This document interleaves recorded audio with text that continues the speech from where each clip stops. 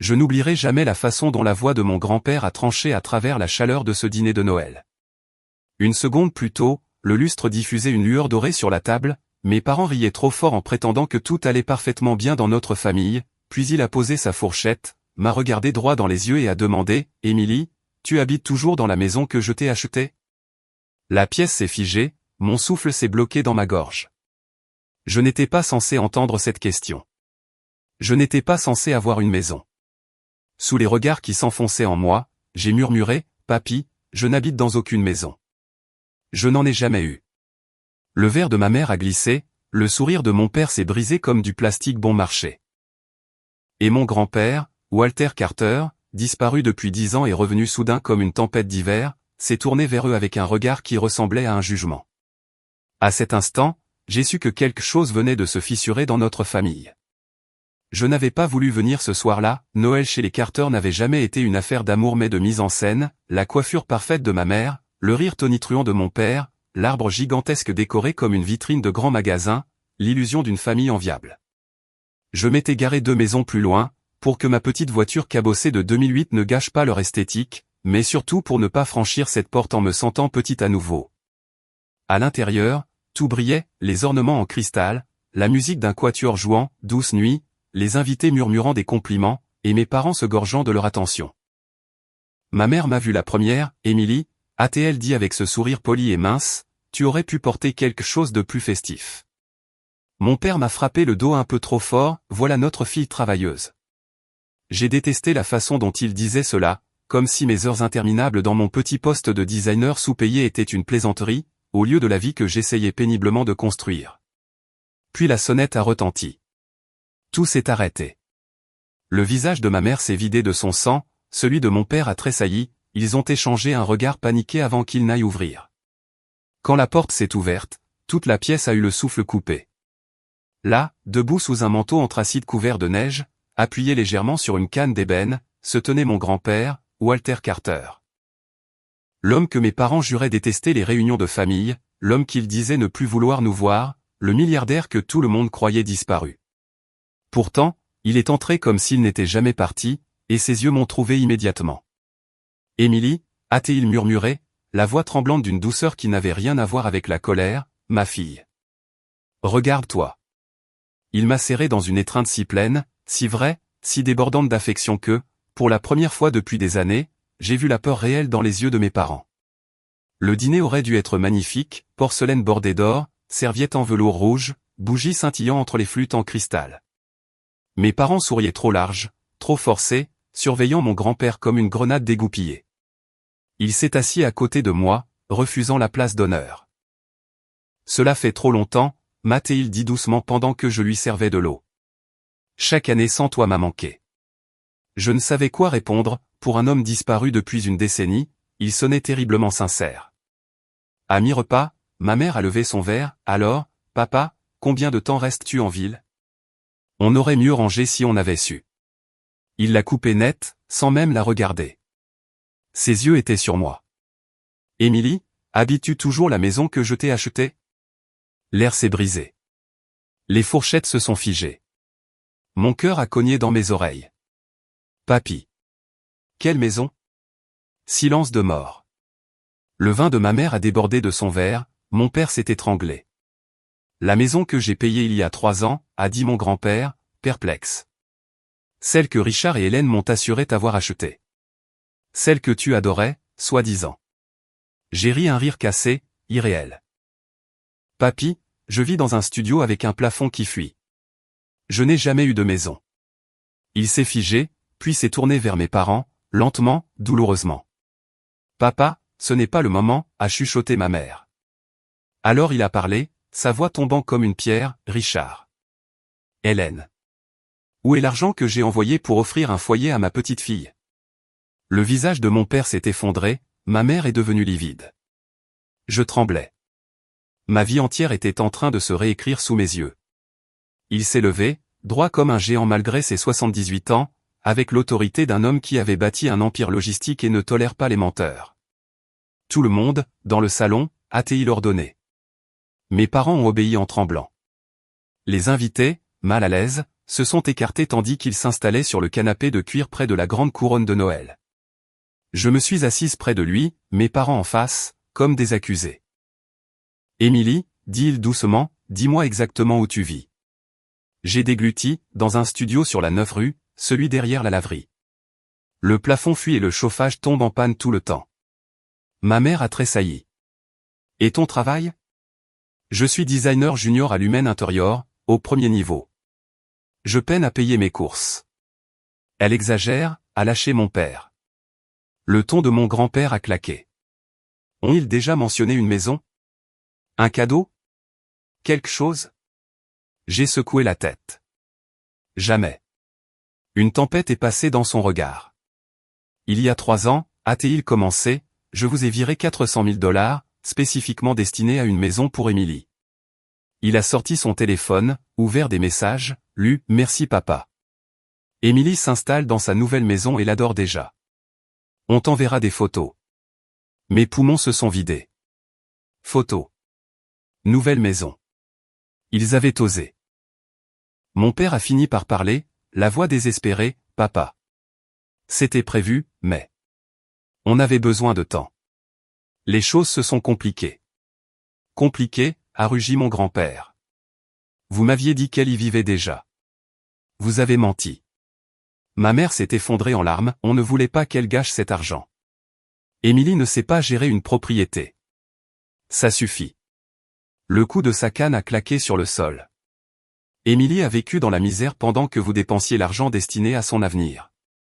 Puis il m'a regardé, les yeux brisés, je suis tellement désolé, Émilie. Je leur ai fait confiance. Je voulais t'offrir un foyer.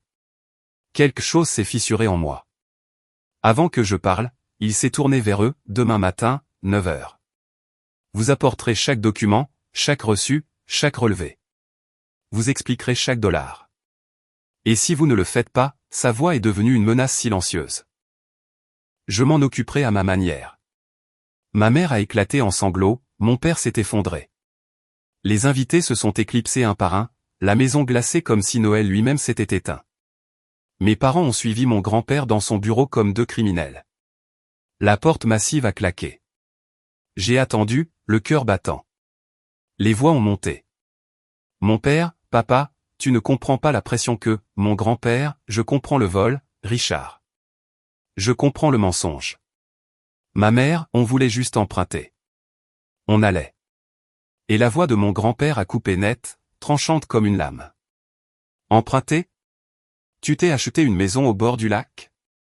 Je me suis couverte la bouche de la main. Une maison au bord du lac. Mes parents prétendaient toujours que c'était un bien d'investissement qu'ils avaient mis des années à acquérir. Maintenant, je connaissais la vérité. Elle avait été achetée avec l'argent destiné à moi. La porte s'ouvrit soudainement, et mon père sortit en trombe, le visage rouge, respirant comme s'il venait de courir un marathon. « Émilie, gronda-t-il. Ne t'avise pas de me regarder comme ça. Je ne suis pas. Ne fais pas l'innocente. » Il siffla. « Tu crois être une victime. Ton grand-père te gâte une nuit et soudain Richard. » La voix de grand-père retentit derrière lui. Mon père se figea.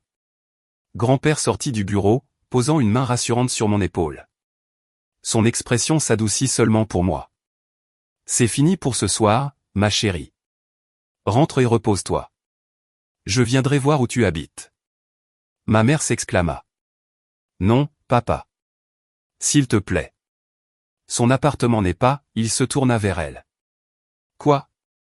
Pas assez bien pour ma petite fille ? Parce que vous avez fait en sorte que ça le soit. » Ma mère se couvrit le visage des 2 mains, les épaules tremblantes.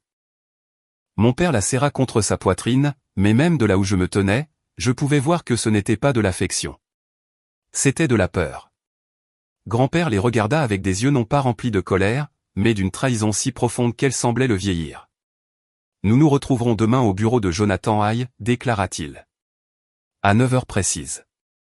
Et ne m'insultez pas en étant en retard. » Je le conduisis à la porte d'entrée, incertaine de devoir le serrer à nouveau dans mes bras, m'excuser ou m'effondrer en larmes. Mais il serra ma main et murmura doucement, « J'ai fait confiance aux mauvaises personnes. Laisse-moi réparer ce que j'ai cassé. » Mes parents observaient depuis le couloir, silencieux comme deux fantômes qui s'estompent sur les bords. Lorsque grand-père sortit dans la nuit froide, sa respiration formant des nuages glacés, il s'arrêta et me regarda une dernière fois. « Ne laisse pas leur honte devenir la tienne, Émilie. » La porte se referma derrière lui, et pour la première fois de ma vie, je vis la vérité dans les yeux de mes parents. Ils n'étaient pas bouleversés de m'avoir fait du mal. Ils étaient terrifiés d'avoir été pris. Je dormis à peine. Toute la nuit, je repassais les mots de grand-père, son choc, sa déception, la façon dont sa voix se brisa quand il réalisa que j'avais lutté seul. Je m'attendais à me réveiller pour découvrir que toute la soirée n'était qu'un cauchemar cousu par l'épuisement. Mais le matin arriva, et le cauchemar était toujours bien réel. À exactement 8h10, mon téléphone vibra. « Grand-père Walter, dehors, laisse-moi entrer. » Ma poitrine se serra. Je descendis précipitamment l'escalier rouillé, mes bottes résonnant sur la peinture écaillée. Quand j'ouvris la porte d'entrée, je le trouvai debout, manteau charbon sur les épaules, des flocons se posant dans ses cheveux argentés. Ses yeux parcoururent lentement l'immeuble, prenant en compte les briques fissurées, l'enseigne des 3 appartements clignotantes, la benne débordante trop proche de l'entrée. Il murmura à peine audible, « Il te laisse vivre ici ?» J'avalai ma salive. Ce n'est pas si mauvais. Mais si, et nous le savions tous les deux. Je le conduisis à l'étage, évitant la partie de la rampe qui s'était détachée la semaine précédente. Arrivé devant ma porte, j'hésitais. Je ne m'étais jamais senti aussi exposé. Mais grand-père hocha doucement la tête. « Montre-moi, Émilie. Il faut que je voie. » Je poussai donc la porte. L'appartement ressemblait exactement à ce qu'il avait toujours été, petit, étouffant, épuisé. Mais devant mon grand-père, il semblait soudain humiliant. Un simple canapé-lit, une kitchenette avec une plaque cassée, une trace de moisissure près du carrelage de la salle de bain que j'avais tenté de nettoyer pendant des mois, le sapin de Noël en plastique de $Mart, le seau sous la fuite près de la fenêtre. Grand-père entra lentement, comme s'il pénétrait sur une scène de crime. Il toucha le mur, fit glisser ses doigts sur la peinture écaillée, puis regarda ma table à dessin couverte de croquis, manuels et bols de nouilles instantanées. « Émilie », sa voix se brisa, « tu as vécu comme ça ?» Je forçai un sourire. « C'est temporaire. Le loyer est bas, et j'économise. » « Économise ?» Son ton se fit tranchant. « Pourquoi ? Survivre ?» Je ne répondis pas. Grand-père se dirigea vers la fenêtre, fixant le cadre scotché et la rue en dessous. Ses mains tremblaient sur sa canne, non de vieillesse mais de colère. Puis il me regarda, les yeux remplis d'un mélange d'amour et de désolation. « Je leur ai donné de l'argent, » murmura-t-il. « Assez pour un foyer sûr, une vie décente, un commencement », sa voix monta. « Et au lieu de te le donner, ils l'ont utilisé pour eux-mêmes. » Ma gorge se serra. « Ils pensaient que tu n'étais pas prête. » Il se tourna vivement. « Prête, Émilie ? Tu as été prête pour tout ce que la vie t'a jeté, et tu as tout affronté seule. » Sa voix se brisa, il t'avait laissé sans rien. Ça y est. Le barrage céda. Des années de silence, de honte et de prétendre que j'allais bien. Je laissais enfin tout sortir. J'ai travaillé 2 emplois. J'ai sauté des repas. J'ai réparé le plafond moi-même parce que le propriétaire s'en fichait. J'ai payé mes études. Il disait que je devais apprendre la responsabilité, grand-père. Ma voix se brisa. Je pensais que je le méritais. L'expression de grand-père se brisa. Il avança lentement, douloureusement, et me prit dans ses bras. Son manteau sentait légèrement le cèdre et l'air d'hiver. « Émilie, » murmura-t-il dans mes cheveux, « tu méritais de l'amour, pas des punitions. » Je m'accrochai à lui, sanglotant comme je ne m'étais pas autorisé à le faire depuis des années.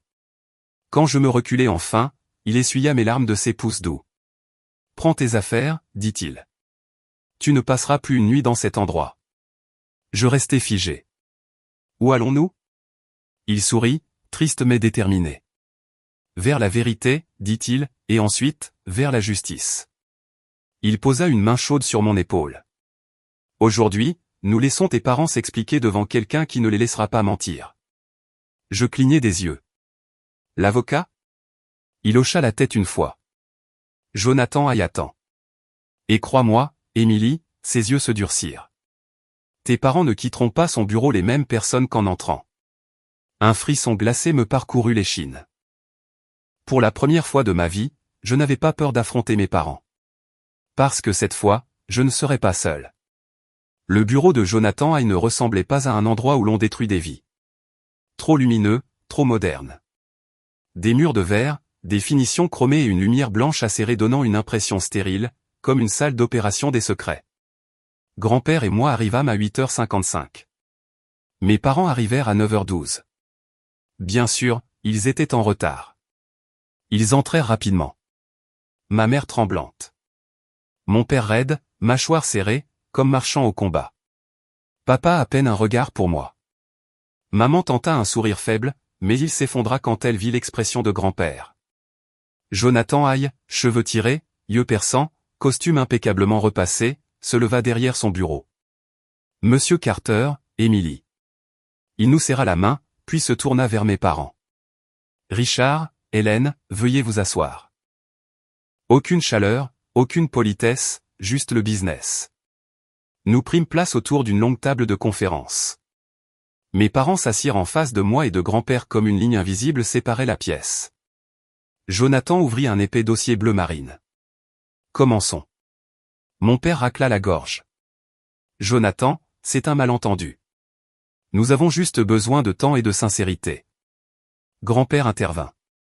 Jonathan ne jeta même pas un regard à mon père.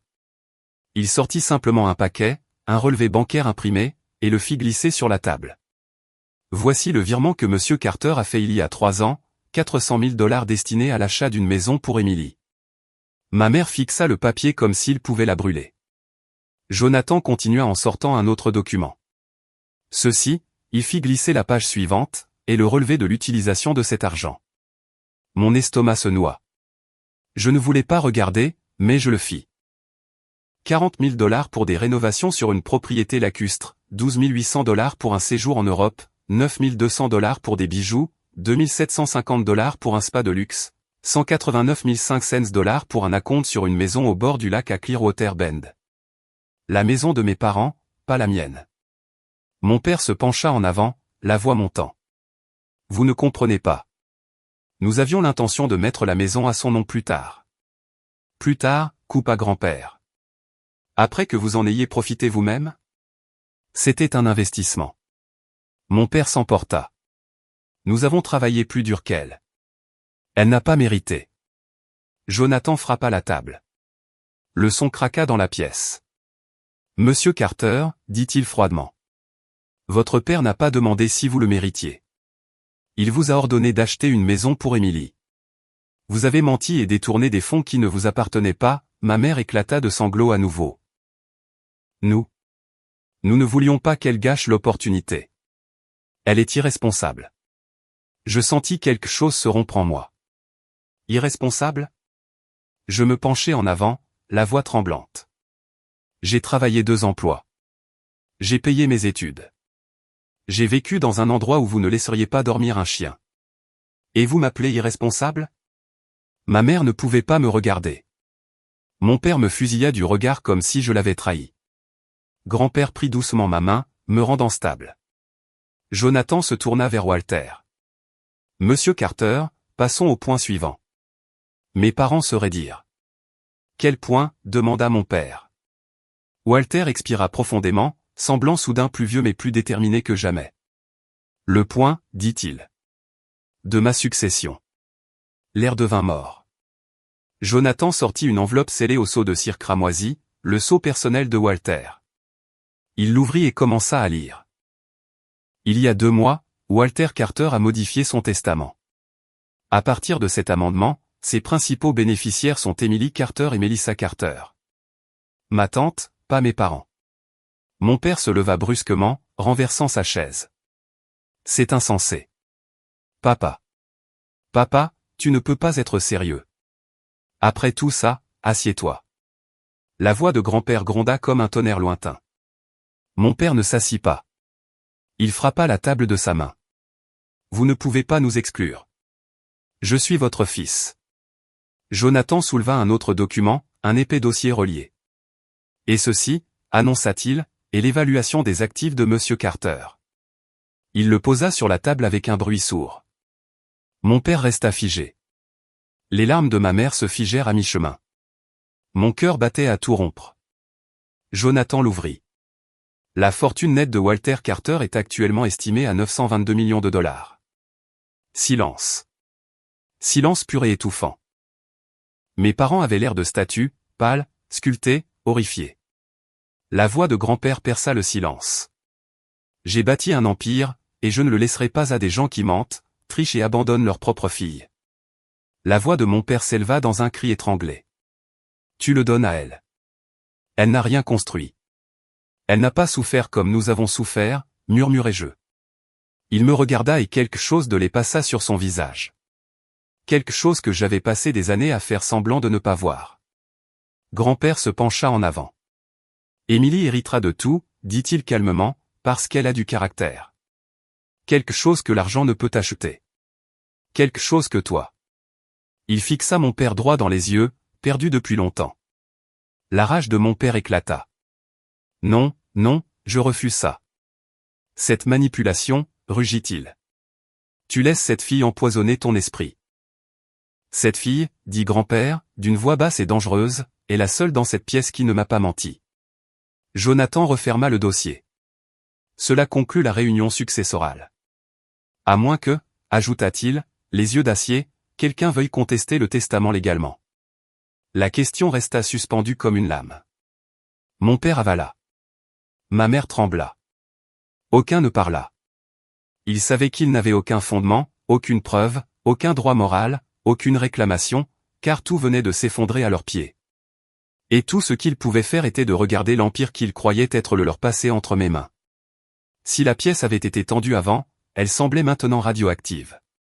Mes parents restaient raides, comme si leur colonne vertébrale s'était transformée en pierre. Ma mère s'agrippait au bord de la table si fort que ses jointures blanchissaient. Mon père fixait le sol, mâchoire serrée, tempe battante comme si la vérité pouvait disparaître magiquement s'il refusait de nous regarder. Mais Jonathan n'avait pas fini. Il sortit un autre dossier, plus épais, relié en bordeaux foncé, scellé par un clip doré. Monsieur Carter, dit-il en se tournant vers mon grand-père. Avec votre permission, nous devrions passer aux preuves documentées. La tête de mon père se leva brusquement. Quelle preuve? Le regard de grand-père se fit plus perçant. Les preuves que j'ai demandé à Jonathan de rassembler après que tu m'aies menti la première fois. Mon père se leva si brusquement que sa chaise crissa. Tu nous as enquêtés. Grand-père ne cligna pas. Tu as menti à propos de la maison de ta fille. Tu m'as menti en face. J'avais besoin de savoir si c'était un péché isolé ou un schéma. Jonathan glissa le dossier Bordeaux au centre de la table.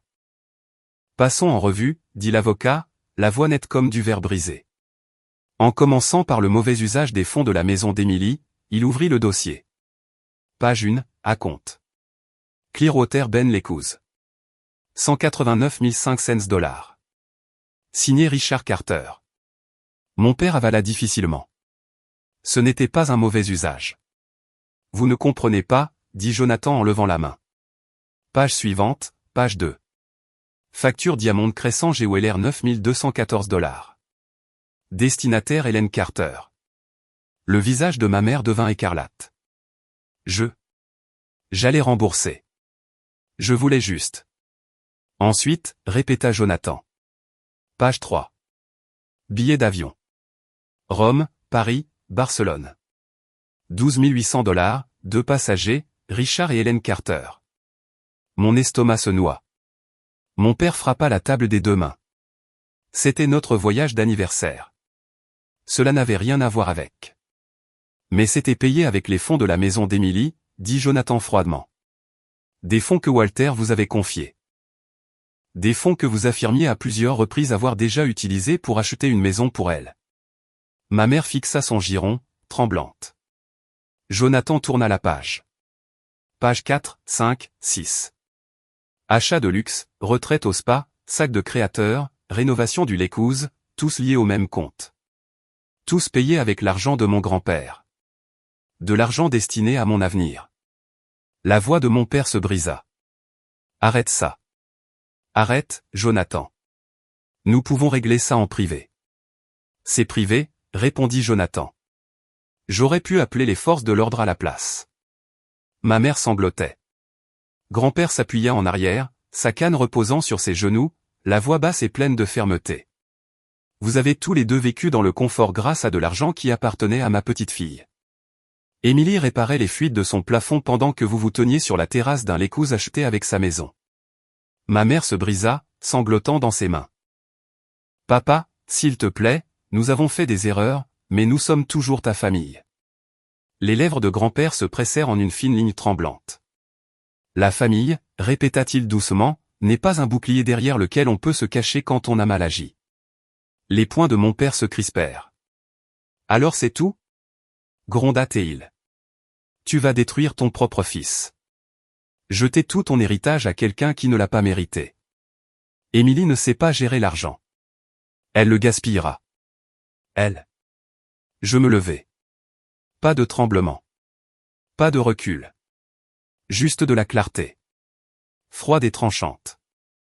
Assez. Mon père cligna des yeux. Je m'avançai vers lui, assez près pour sentir son après-rasage, le même qu'il portait lorsqu'il emmenait maman à leur soirée huppée tandis que je restais seul à la maison enfant. Tu crois que je n'ai rien mérité ? Demandai-je doucement. Tu crois que je suis une petite fille naïve qui ne comprend rien à la responsabilité ? Je pointai les documents étalés sur la table. Tu as détourné 400 000 $ et menti pendant des années.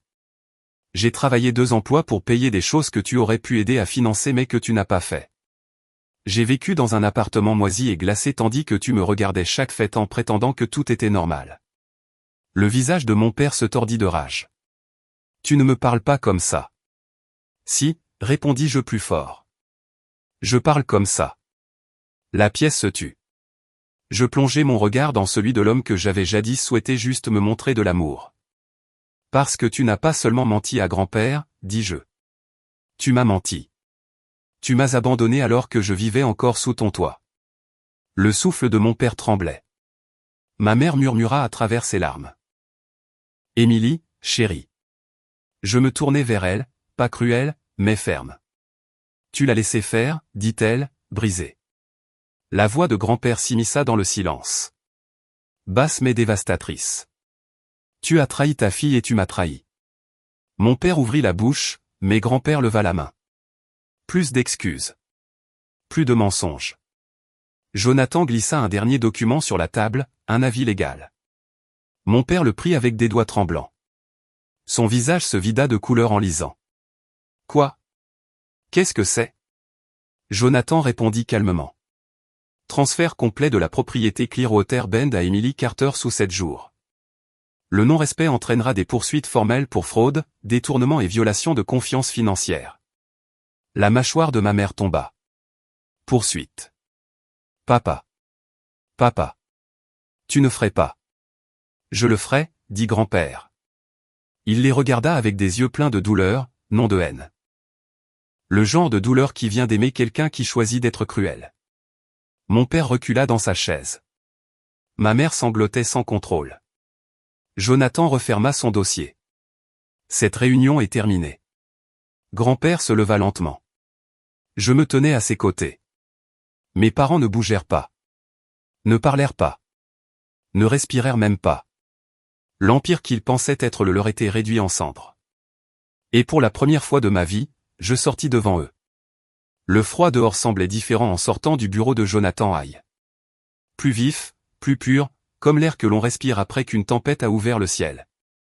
Grand-père se tenait à mes côtés, appuyé légèrement sur sa canne. Mais il y avait une sérénité dans ses épaules que je n'avais pas vue de toute la matinée, comme s'il avait enfin posé quelque chose de lourd. Prêt à rentrer à la maison, demanda-t-il doucement. Pour la première fois de ma vie, le mot maison ne ressemblait pas à une blessure. Je hochai la tête. Une semaine plus tard, dès le 3e jour, le silence de mes parents était assourdissant. Le 4e jour, Jonathan appela. Ils avaient signé les documents de transfert. Le 7e jour, le Lécouz de Clearwater Bend, celui que mes parents avaient rénové, photographié, vanté, était légalement mien. Jonathan me remit les clés dans son bureau. La médaille d'or était chaude dans ma paume, mais pas autant que la main de grand-père lorsqu'il serra la mienne et murmura, « Tu as mérité ça, non pas pour ce que tu as fait, mais pour ce que tu es. » Je pleurai. Il fit semblant de ne pas remarquer, mais son pouce effleura ma joue quand il pensa que je ne regardais pas, jour du déménagement. Entrer dans le Lécousse donnait l'impression de pénétrer dans un autre univers. De grandes fenêtres, des parquets en chêne blanc, une vue sur l'eau si calme qu'elle ressemblait à du verre. Le coucher de soleil se répandant dans le salon comme de l'or liquide. Je devrais me sentir triomphante. Au lieu de cela, je pleurais encore. Non pas parce que j'étais triste, mais parce que je comprenais enfin combien j'avais survécu. Les mensonges, la négligence, les années à travailler 2 fois plus juste pour rester à flot. La croyance que je ne méritais rien de plus avait complètement disparu. 2 mois plus tard, la santé de Grandpa déclina. Il emménagea dans une suite de soins privés en ville, et je lui rendis visite chaque jour. Parfois, il racontait des histoires de ses premières années, quand il conduisait des camions de livraison avant de bâtir son empire. Parfois, il s'assoupissait, serrant ma main comme s'il craignait que je disparaisse s'il la lâchait. « Tu es mon héritage », me dit-il un jour, les yeux brillants de larmes. Pas l'entreprise, pas l'argent, toi. Je serrai sa main plus fort. Je vais rester, Grandpa. Et j'ai tenu cette promesse. J'ai transformé la maison du lac en plus qu'un simple lieu où vivre. J'ai converti la chambre d'amis en studio de design.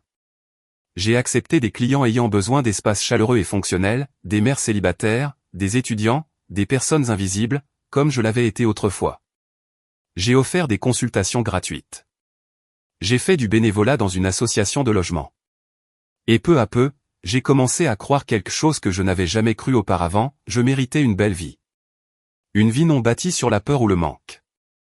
Une vie où ma valeur ne se mesurait pas à ce que je coûtais à mes parents, mais à ce que j'apportais au monde. Grandpa observa chacune de ces étapes avec une fierté si lumineuse qu'elle adoucissait tout en lui. La veille de Noël, 1 an plus tard, je décorais la maison du lac de lumière blanche, simple, douce, scintillante. Je préparais du chocolat chaud. Je posais 2 tasses près de la cheminée, une pour moi, une pour la mémoire de Grandpa, sa tasse en céramique préférée au bord ébréché. Je me tins près de la fenêtre donnant sur le lac, la neige tombant doucement sur l'eau sombre, et murmurai, « Grandpa, je vais bien. Je vis bien, comme tu le voulais. » Les lumières se reflétaient dans la vitre, vacillant doucement comme un sourire venu d'un autre endroit.